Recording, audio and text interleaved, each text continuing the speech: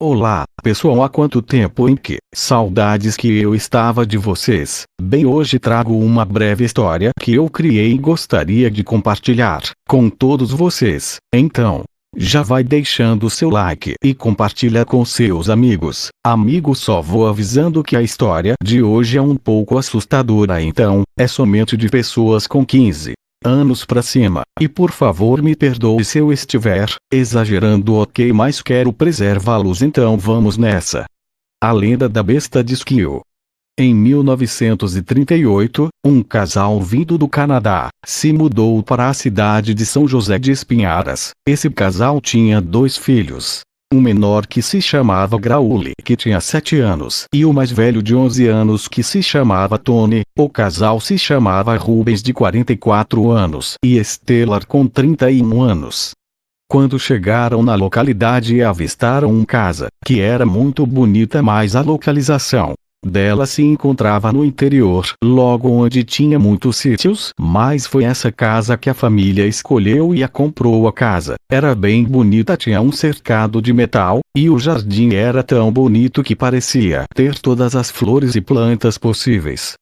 Quando a família conseguiu comprar a residência, que por curiosidade valia em torno de R$ 85 mil na época, passando-se 2 horas depois da compra da casa, logo se preparavam para guardar e colocar todos os móveis e equipamentos eletrônicos na residência. Tony disse a seu pai que iria dar uma volta pelos arredores para conhecer melhor a vizinhança e também se aventurar, pois claro, todas as crianças sempre gostam de uma boa aventura, mas no caminho um homem mal-humorado e mal educado o empurrou e disse: "Sai da minha frente, moleque." Isso deixou o Tony chateado, mas isso não iria tirar a empolgação do garoto de se divertir.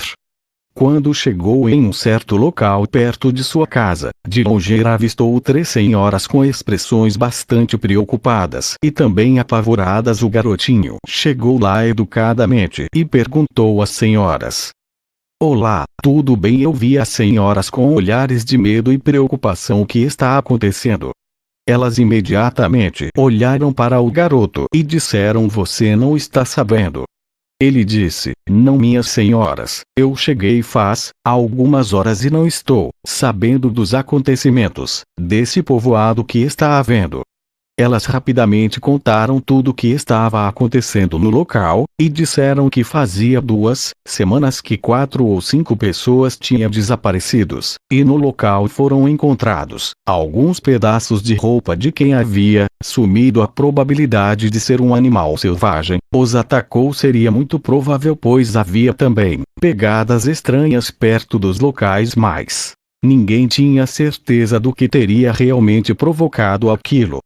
Tony rapidamente, depois de ouvir aquilo, foi correndo assustado para casa, e quando encontrou o seu irmão Grauli onde estaria os seus pais, e seu irmão falou: "Tony, eles estão lá em cima, arrumando a mudança." Tony subiu depressa as escadas de sua nova casa, encontrou o seu pai e disse: "Papai," com um tom de assustado e muito ofegante, "pai, temos que nos mudar depressa." O garoto queria que fosse o mais depressa possível. Se fosse por ele, seria naquela hora mesmo, mas seu pai perguntou o porquê dele estar assim, e Tony disse: "Pai, estão falando aí por perto que tem casos de pessoas desaparecidas há semanas atrás. Vamos sair daqui já!" gritou Tony, muito assustado. O pai do Tony disse: "Filho, por favor, não dê atenção a tudo que falam por aí, eles só te falaram isso para te assustar. Não se preocupe, não existe nenhum sequestrador ou assassino por aqui não. Agora deixe disso e vá brincar com seu irmão." Tony, ouvindo isso, e pensou: "Até eu desistir, eu vou investigar isso para ter certeza." E assim, chegando à noite, Tony foi jantar rapidamente com sua família, e foi para o seu quarto na tentativa de olhar e registrar se realmente havia um monstro ou alguma criatura desconhecida que sequestravam as pessoas do local.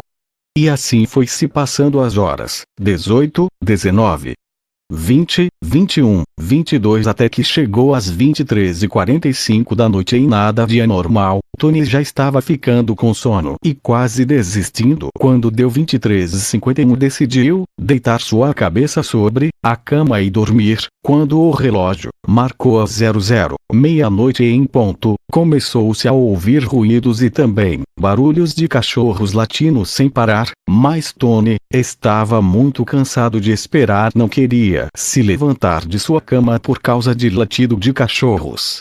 Mas depois de 2 minutos, ouviu-se gritos e pedidos de socorro do lado de fora da sacada de seu quarto. Ele foi aí que ele depressa se levantou de sua cama, abriu as cortinas de sua janela, e viu a pior cena que ele já presenciou. Havia uma criatura alta de pele clara, cabeça amarelada e tinha espinhos e chifres em seu corpo, e debaixo dele havia pedaços de braços, pernas e uma verdadeira carnificina, e sua boca estava coberta por sangue. Um tempo depois engoliu pedaço por pedaço.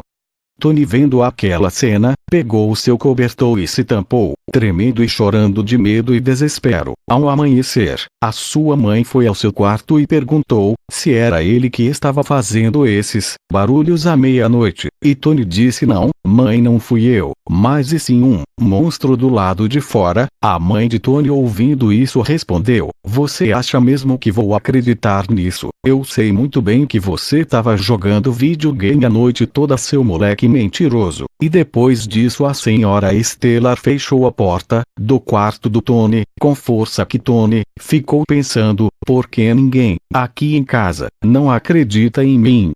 Passando-se 2 semanas, após esse acontecimento, foram registrados mais 5 casos de pessoas fatiadas e outras desaparecidas. Tony passou todos esses dias falando para sua família que era a hora certa de sair daquele lugar, e a resposta era sempre a mesma: não. Tony recorria à sua mãe e não tinha sucesso, e muitas vezes também a seu pai, mesmo ele não acreditando em suas histórias de monstros gigantes que saem da escuridão noturna e matava as pessoas. Mas parece que até seu próprio irmão não acreditava em suas histórias. Uma certa vez Tony chegou até seu pai, em desespero, e disse: pai, por favor, vamos deixar essa casa e vamos sair desse lugar horrível. E seu pai ficou tão furioso que sussurrou e golpeou Tony com tanta força e raiva que começou a sair sangue no rosto do garoto. O pai, depois de agredi-lo, disse: você não sabe o que diz. Se eu for embora daqui, nós nunca seremos ricos. Garoto, cale-se e vai pro teu quarto.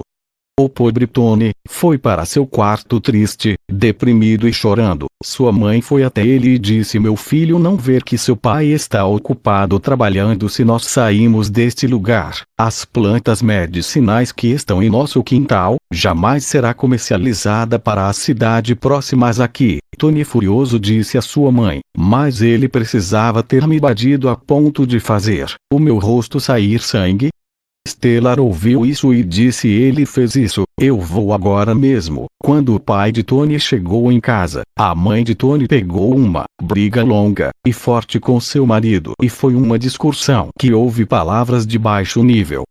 Então, logo depois da mãe e do pai de Tony brigarem, Stellar disse que iria passar a noite com as crianças na casa da vizinha, que morava a 7 casas de distância da deles. Stella levou o graule primeiro e também pegou algumas peças de roupa para passar a noite. Quando se passou alguns minutos, Tony ouve barulhos do andar de baixo, que eram de cadeiras, garrafas e entre outras coisas, caindo ao chão. Tony, ouvindo isto, pensou: deve ser eles brigando de novo por causa de mim. Então ele adormeceu com a esperança de que quando acordasse, sua mãe o levaria para outro lugar.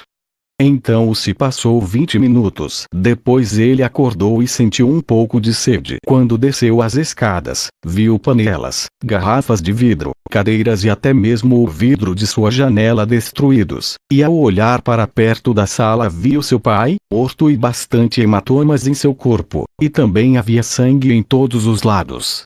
Tony, olhando isso, entrou em total desespero. Pulou a janela, correu o máximo que possuía. Depois que o garoto desapareceu, os relatos de desaparecidos e pessoas encontradas mortas havia caído extremamente e nunca mais se viu nenhum ataque na região. Agora fica uma dúvida que não quer se calar: será que Tony era um motivo pela qual a besta nunca mais foi relatada? Ou será que ele teria algum ligamento com esse terrível monstro? Pois pelo que parecia ele estava sendo defendido pelo monstro, de alguma maneira. O Tony estava sendo defendido, pois todas as vezes que alguém machucava o garoto, o monstro matava, seja lá quem fosse a pessoa. Bem, só podemos imaginar. Autor: Arthur dos Santos.